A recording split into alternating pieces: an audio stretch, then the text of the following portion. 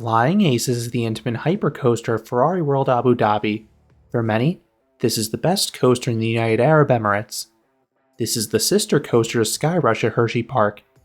And if you enjoyed how Skyrush rode before the trains were modified, you will love Flying Aces. This ride may offer the most violent laterals of any steel coaster. I will explain why in this review. I previously made a review for this coaster back in 2020, but it was in the early stages of my channel. Looking back, that review didn't even have a single video clip in it. Everything was conveyed directly through photos, so it was definitely time to update this for quality reasons. Although if you want to see how far this channel has come, go ahead and check it out. I won't take it down. And I have some updated thoughts about the ride in terms of the experience anyway. Flying Aces opened in 2016. I believe this was the park's first new addition after the park opened back in 2010. Ironically, construction for Mission Ferrari started before Flying Aces, but that coaster wouldn't open until 2023 due to a myriad of technical issues. Ferrari World is one of the world's largest indoor theme parks, but a few of their larger coasters do head outdoors. Being an Intamin hypercoaster over 200 feet tall, Flying Aces was one such ride. It is very visible as you approach the park. The towering lift hill pokes above the park's sleek roof. It features a plain white paint scheme. While this is not too flashy, I get the decision. It is deliberate due to the extreme heat. Faded white paint is a lot less noticeable than any other color. The only way to see this coaster from within the park itself is to walk down the exit ramp to the observation deck. If you head down there, you get a full view of the layout, but not everyone's going to head down there, and since you cannot see from the midway itself, I do wonder if some guests missed the ride entirely. The entrance sign looks amazing. You have the ride's name with a large biplane protruding outwards. This is followed by one of the best themed queue lines out there. It is long and has details the whole way through.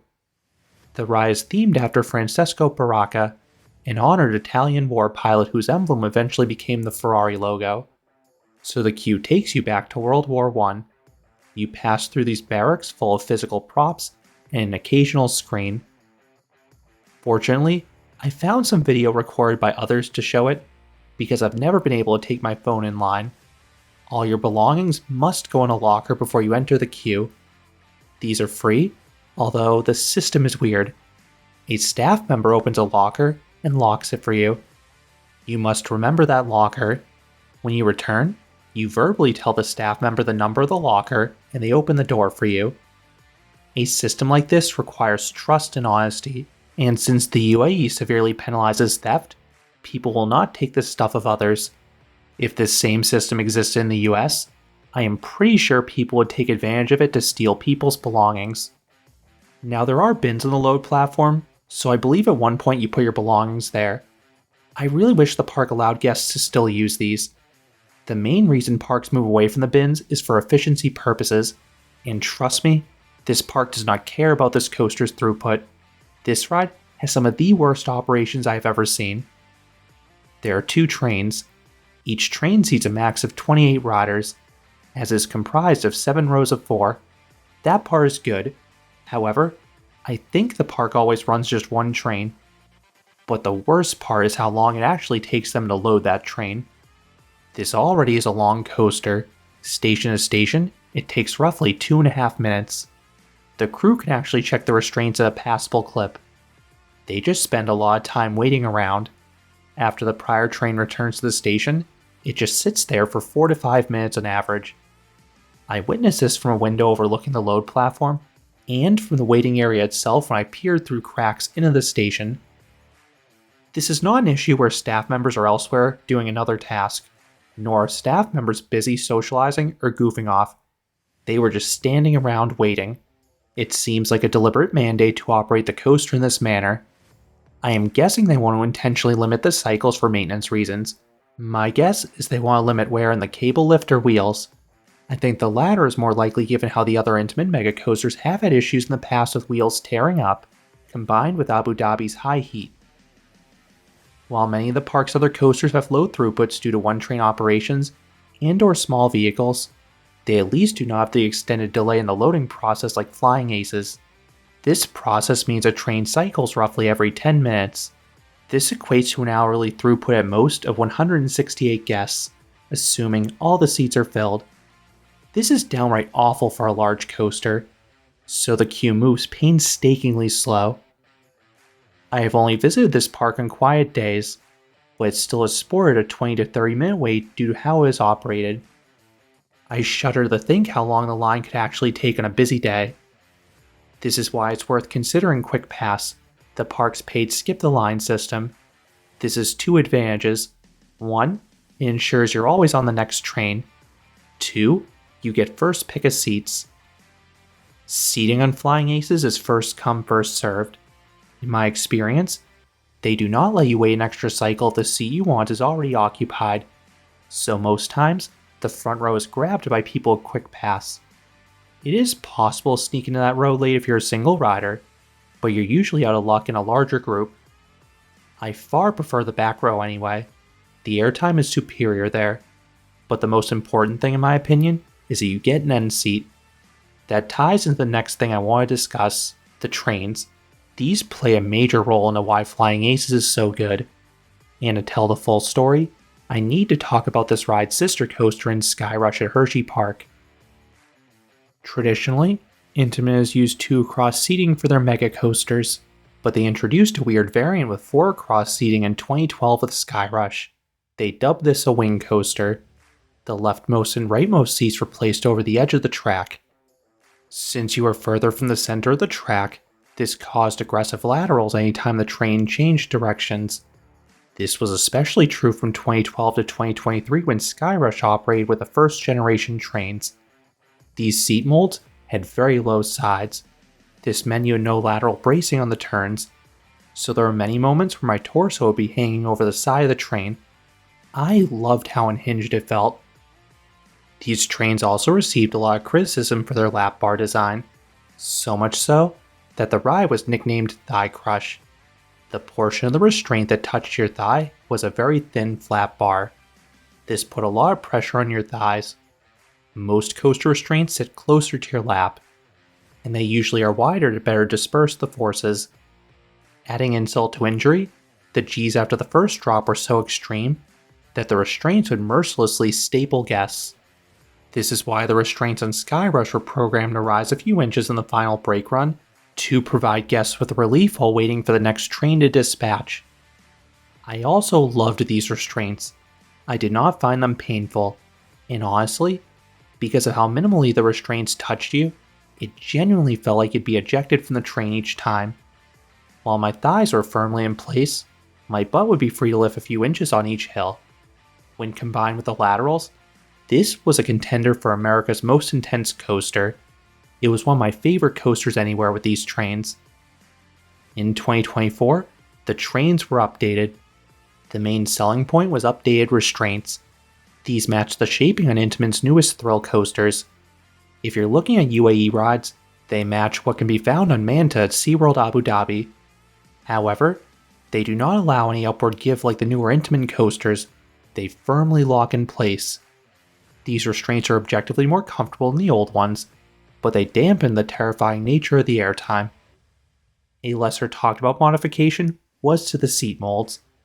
They were adjusted to offer support for your torso. This meant you would not be flung over the edge of the train anymore. I far preferred the old trains for their intensity, but the new trains are more universally liked by parkgoers and average, so I get why the change was made. So what trains does Flying Aces use?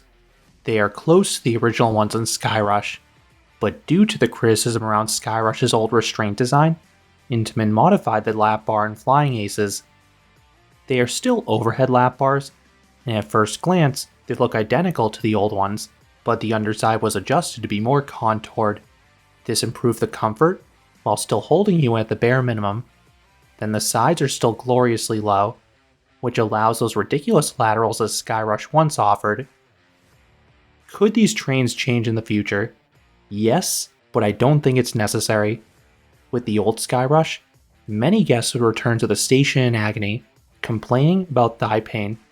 I did not hear that with Flying Aces. While the lap bar modification on Flying Aces was subtle, it was enough to prevent pain. And while those laterals are out of control, I never heard people complain about that aspect in either coaster. This station area continues the level of theming from the queue, as it is designed to look like an airplane hangar, and I like how there's a door blocking the outside world to maintain the darkened atmosphere. Important note: if you wear glasses, you can keep them on during the coaster. They will just have you wear these stretchy plastic goggles over them to secure them in place. Once you're ready to dispatch, the doors open. You then have what I believe to be the world's fastest cable lift. It is even faster than the one in Skyrush, as it hoists you atop the hill at 19 miles per hour or 30 kilometers per hour. It feels like a weak launch. Heck, you pull some light G's pulling out of the station. It also is disorienting as you're blinded by the sunlight, and your body will be in shock going from the comfortable air conditioning of the park to the oven-like heat of the outside world. Combined with the cable's speed and the 51-degree angle, you find yourself atop the 207-foot or 63-meter tall lift hill in mere seconds. You are then thrown over the drop. While the park promotes the angle of the lift hill, there is not a public figure for the drop angle. It is definitely near vertical. My guess is that it's roughly 85 degrees like Skyrush. This drop offers excellent ejector air time in the back. It is abrupt, strong, and sustained. If you're familiar with the drop on Skyrush, you know that one has a kink halfway down that offers a distinct secondary pop of airtime. The drop on Flying Aces does not have that, but is still very good. Like Skyrush, Flying Aces has an ultra-tight pullout. This levies a whopping 5 Gs. I always gray out here from the extreme positive Gs. You then have the unique non-inverting loop, the first time Intamin ever tried this element. If you're familiar with the ones on DC Rivals Hypercoaster, or the former Rip Ride Rocket, those ones offered airtime. The one in Flying Aces does not. Instead, it is all about the laterals and positive Gs. The side-to-side snap is very whippy. If you're on the edge seats, you get fantastic laterals here. Then the descent downwards and pull-out apply another high dose of positive Gs. Next is an L-turn. The ascent continues with the positive Gs. Then the bank turn offers some laterals on the edge seats. This is followed by a tiny speed hill. This offers great ejector all across the train. It is a rare straight hill. Most other hills in this ride are twisted. Take the next element for example. You twist upwards into a camelback. The climb offers more positive Gs. In front, you get some weaker ejector over the top. In back, you get good ejector coming down. Then comes another camelback. This is once again stronger in the back, offering decent flejector there. The pullout starts banking left, applying a dose of positive Gs. At this point, I notice the coaster is bleeding off speed faster than other hypercoasters, which ties into the pacing that I'll touch on later. You then go over this elongated S-hill. It is far too shallow to offer any negative Gs, but if you're on those edge seats, you get some wild laterals from the rapid elevation changes. Then comes a bank turn left. You get weak laterals on the left side because you're on the inside of the turn, but they are solid on the right side because you have a wider turning radius. You then have another S-hill. This one offers a little airtime over the top, but the laterals once again reign supreme. They are as extreme as the prior S-hill if you're on the edge seats. Next is a banked rightward turn. While everything to this point is hit on the edge seats, this is the one element that does not do much in any seat. It merely changes your direction. Flying Aces returns to form with a heartline roll. It is weird seeing an inversion on Intamin Hyper, but I love it. It is really stretched out, so it offers awesome hang time with some decent laterals. You then have this innocent looking S-hill, but this is actually my favorite element on the ride if I'm in the back left. It is deceptively wicked. You already are being pushed over the edge of the train in the ascent, then the snap of the apex violently throws your torso sideways, and it is pinned there for a few seconds. The laterals are downright insane. It feels completely out of control. This element is very good on the right side as well, but it does not have nearly the same tenacity on the inside seats. You then gently rise upwards into the brakes. You decelerate and head back inside, feeling the glorious air conditioning once again. You then park in the station, ending the 4,921 foot or 1,500 meter long experience. That is a good overall duration for a hypercoaster. In terms of pacing, Flying Aces feels distinctly different than other hypers. Most focus on speed and airtime hills. This one has a more convoluted layout focusing on turns, but the elements are profiled in a way that they're still wild, as long as you're in an edge seat. Here, you get plenty of laterals start to finish. If you're on an inside seat, you may find the twists and turns in the middle to be a bit of a dead spot, and this ties into the other critique, the speed loss. The larger trains cause this ride to bleed off speed faster than most hypercoasters, so it really needs the forces to hit to compensate. The edge seats are able to do that due to those crazy laterals, but again, you may have some lulls in the interior seats. In terms of smoothness, Flying Aces is very smooth, regardless of where you sit. This is noteworthy because Skyrush rattles on a few pullouts and turns, particularly on the edge seats. I am guessing that Intamin refined the train their second time around to prevent this because their coasters usually track quite well. What would I rate Flying Aces? I would give this coaster an 8.5 out of 10. An edge seat is a 9, but an interior seat is closer to an 8. It is not too difficult to get an edge, but it is not guaranteed. Those edge seats offer some of the best laterals of any coaster. Several of the directional changes feel unhinged, as you are violently thrown over the edge of the train. If you crave laterals, this is the ride for you.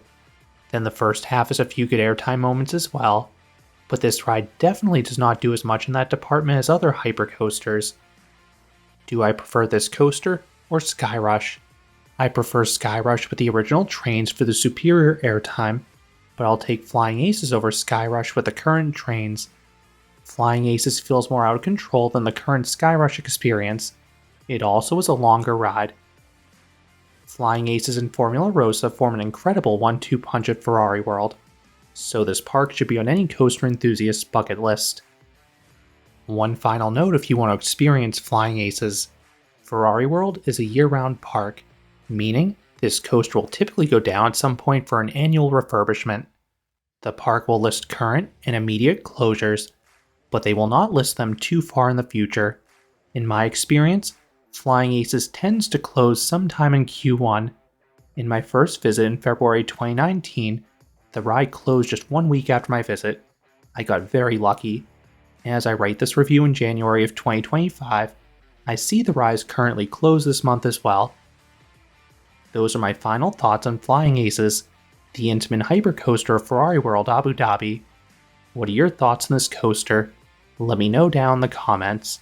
If you enjoyed this review, I would appreciate it if you gave this video a like, and you consider subscribing, because there'll be a lot more roller coaster and amusement park videos here at Canopy Coaster. Thanks for watching.